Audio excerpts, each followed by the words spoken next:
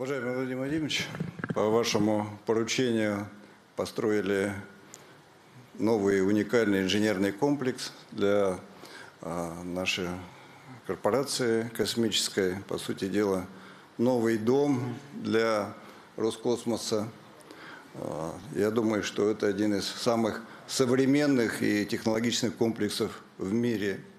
280 тысяч квадратных метров площадь, почти 290 метров высота. Но дело не только в высоте, а то, что здесь есть все необходимое для того, чтобы и заниматься наукой, и разработками, и управлением отраслью. Помимо этого мы обеспечили всем необходимыми инженерными системами. Ну, если брать обычный офис, то таких инженерных систем более чем в 2 раза меньше. Здесь просто напитан всеми инженерными, инфраструктурными системами для работы именно такой высокотехнологичной компании, как Роскосмос. Само здание Роскосмоса, Национального космического центра, это не конец реорганизации всей этой площадки. По большому счету, это начало реорганизации всей этой депрессивной на сегодня промышленной зоны, которая в большей степени она, не востребована. По вашему поручению, после реализации строительства самого Национального космического центра, мы приступим к реорганизации всей этой территории, на которой было построено 1,5 миллиона квадратных метров современного инновационного промпарка, в котором будут размещены техпарки, промышленная территория, образовательный центр. Кстати, суперколледж такой современный будет построен, который в значительной степени будет готовить специалистов, востребованных в том числе и в космической отрасли. Так что, да, и вот здесь вот видно на карте, мы помимо возведения самого центра построили достаточно серьезную инфраструктуру. Построили 2 новых моста, 2 моста еще в процессе строительства. Рядом переход к станции, к новой станции метро. Буквально там 15 минут ходьбы до станции метро.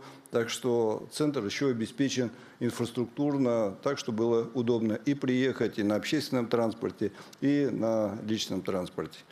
И с вашего разрешения я передаю этот замечательный комплекс Дмитрию Владимировичу.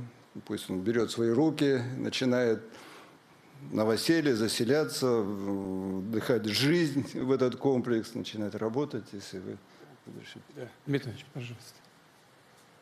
Уважаемый Владимир Владимирович, уважаемые коллеги, уважаемые гости, как правильно сказал Сергей Семенович, это не просто какое-то там новое здание или офисное сооружение, это будет центр всей космонавтики Российской Федерации. Вот здесь, вот в этом зале, будет располагаться центр управления полетом Российской орбитальной станции, о которой вот как раз чуть ранее нам докладывал генеральный директор РКК «Энергия» Игорь Евгеньевич Мальцев. Здесь будут центры управления всей орбитальной группировкой Российской Федерации, как связных аппаратов, как навигационных, так и дистанционного зондирования Земли. Следующий слайд, коллеги. Ну и, как уже было тоже ранее упомянуто, здесь будут находиться и новые лаборатории, которые в том числе с применением искусственного интеллекта будут проектировать и моделировать новую космическую технику. Как вы знаете, в конце ноября текущего года мы поднимем искусственный интеллект на МКС, на орбиту, проект поднятия гигачата, который мы сейчас со Сбербанком отрабатываем, и также наши коллеги очень плотно этой повесткой озадачены. И, Владимир Владимирович, ну, с вашего разрешения просим дать старт работе нового Национального космического центра. Поздравляю вас, всех, кто имеет прямое и косвенное отношение к нашей космической отрасли. Поздравляю с сегодняшним событием и желаю успехов. Вперед. Спасибо большое.